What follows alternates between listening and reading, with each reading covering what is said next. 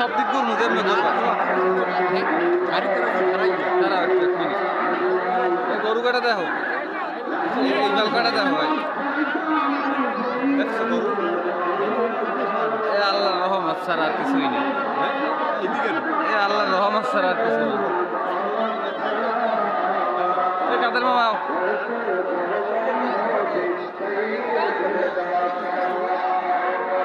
ভাই গরুটা দেখো মামা আল্লাহ কি দেখলাম এত জীবনেও দেখি না এত সুন্দর